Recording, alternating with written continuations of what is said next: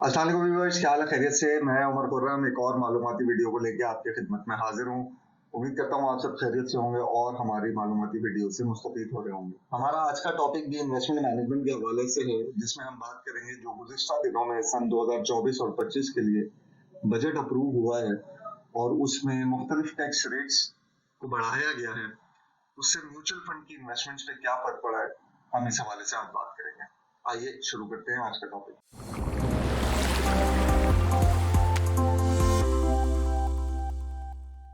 दोस्तों, अगर बात करें म्यूचुअल फंड की इन्वेस्टमेंट में दो ही तरह के टैक्सेस होते हैं नॉर्मली, जिसमें से एक कैपिटल गेन टैक्स कहलाता है और दूसरा विद होल्डिंग टैक्स होता है, जो डिविडेंड के टाइम पे दिया जाता है या जिसको जो आसान अल्फाज में डिविडेंड टैक्स भी कहा जाता है। इन दोनों टैक्स ब्रैकेट्स की जो परसेंटेजेस हैं वो पिछले सालों में कैपिटल गेन टैक्स 10% था और विद होल्डिंग टैक्स 15% था, जो कि अब इस साल 1 जुलाई 2024 से चेंज कर दिया गया है। अब जो डिविडेंड टैक्स है मनी मार्केट और इनकम फंड्स के ऊपर वो 25% कर दिया गया, यानी कि 25% का डिविडेंड टैक्स मिलेगा जब भी इनकम या मनी मार्केट के सेगमेंट में आपकी इन्वेस्टमेंट होगी और उस पर कोई भी डिविडेंड एक्टिविटी होगी, जो कि आमतौर पर डेली डिविडेंड के प्रोडक्ट्स या सालाना या माहाना डिविडेंड के जो प्रोडक्ट्स हैं उनके ऊपर की जाती है।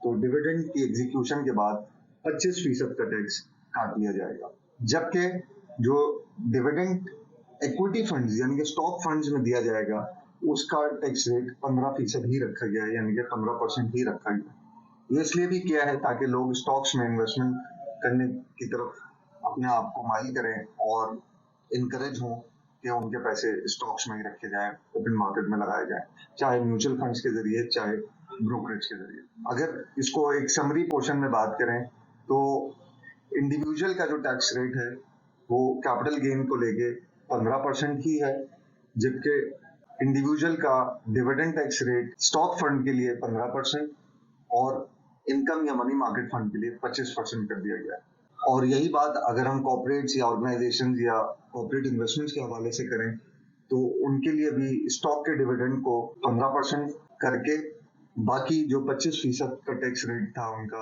चाहे वो कैपिटल गेन का हो नॉन इक्विटी प्रोडक्ट्स में या डिविडेंड में, डिविडेंड का रेट हो नॉन इक्विटी प्रोडक्ट्स का, वो 25% ही है, उसमें कोई चेंज नहीं आया।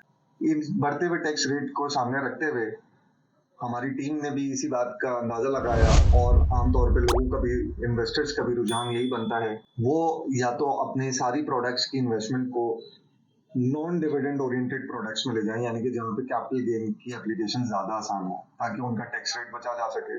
इसका एक दूसरा बड़ा इम्पैक्ट उन लोगों के लिए भी है जो लोग नॉन फाइलर्स हैं, उनके लिए टैक्स रेट डबल हो जाएगा, तो वो और डबल नुकसान में चले जाएंगे, यानी कि उनकी प्रॉफिटेबिलिटी और कम हो जाएगी।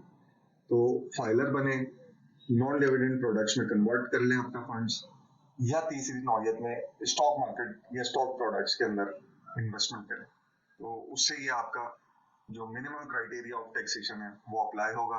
अदरवाइज आपको भी 25% का डिविडेंड टैक्स भरना पड़ेगा। फिलहाल के लिए इतना ही, मुझे इजाजत दीजिए, इंशाल्लाह अगली वीडियो में फिर हाजिर होंगे। अल्लाह हाफिज।